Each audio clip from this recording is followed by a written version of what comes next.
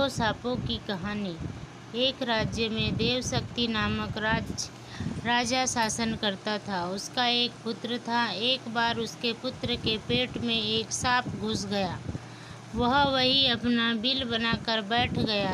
पेट में बैठे सांप के कारण राजपुत्र का स्वास्थ्य दिन पर दिन गिरता जा रहा था, किंतु वह अपने पेट के भीतर सांप होने की बात से अनभिज्ञ था। उसने कई वैद्यों का परामर्श लिया और उनके उपचार करवाया। वैद्यों ने राजपुत्र को विभिन्न प्रकार की औषधियाँ प्रदान की, किंतु सब प्रभावहीन रही और राजपुत्र के स्वास्थ्य में कोई सुधार नहीं हुआ। गिरते स्वास्थ्य के कारण राजपुत्र निराशा से घिर गया। अंततः उसने राजमहल और राजकीय जीवन त्याग कर अन्यत्र चले जाने का निर्णय लिया। अपने पिता के आज्ञा लेकर लंबी यात्रा कर वह अपने राज्य से अत्यंत दूर स्थित एक प्रदेश पहुंचा और वहां एक मंदिर में भिखारी का जीवन यापन करने लगा। जिस प्रदेश को उसने अपना बसेरा बनाया था, उस देश के राजा का नाम बलि था। उसकी दो युवा पुत्रियां थीं। दोनों राजकुमारियां प्रतिदिन प्रातःकाल अपने पिता के कक्ष में जाकर उन्हें प्रणाम किया करती थी। प्रणाम करते समय एक राजकुमारी राजा से कहा करती थी, पिताश्री प्रणाम, आप बड़े कृपालु हैं। आपकी कृपा से ही संसार सुख साधनों से परिपूर्ण है। यह वचन सुनकर राजा की प्रसन्नता की कोई सीमा नहीं रहती थी। दूसरी राजकुमारी राजा से कहा करती थी, पिताश्री प्रणाम, जो जैसा कर्म करेगा वह वैसा ही फल पाएगा। ईश्वर आपको आपके कर्मों का फल प्रदान करे।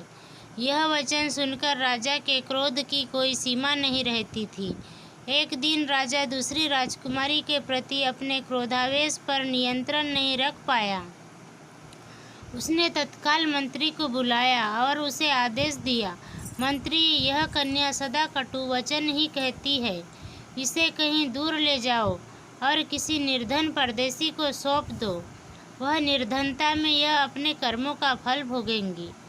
राजा की आज्ञा मानकर मंत्री ने उस राजकुमारी का विवाह मंदिर में भिखारी के रूप में रह रहे राजपुत्र से कर दिया। राजकुमारी उसके राजपुत्र होने की बात से अनभिज्ञ थी। भिखारी के रूप में भी उसने उसे स्वीकार कर लिया और उसे अपना पति मानकर उसकी सेवा शुश्रूषा करने लगी। कुछ दिनों बाद दोनों वह प्रदेश त्याग कर अन्य प्रदेश की ओर रवाना हो गए। यात्रा लंबी थी। दोनों सुस्ताने और भोजन ग्रहण करने सरोवर के किनारे रुक गए। अस्वस्थ राजपुत्र थक चुका था।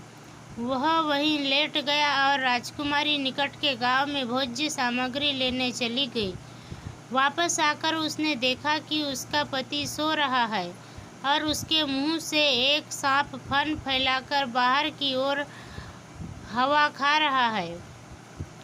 पास ही एक दूसरे सांप का बिल है, जो सांप भी फन फैलाए बैठा है और दोनों वार्तालाप कर रहे हैं। बिल वाला सांप पेट वाले सांप से कह रहा है, दुष्ट, तू क्यों इस राजपुत्र का जीवन नष्ट कर रहा है?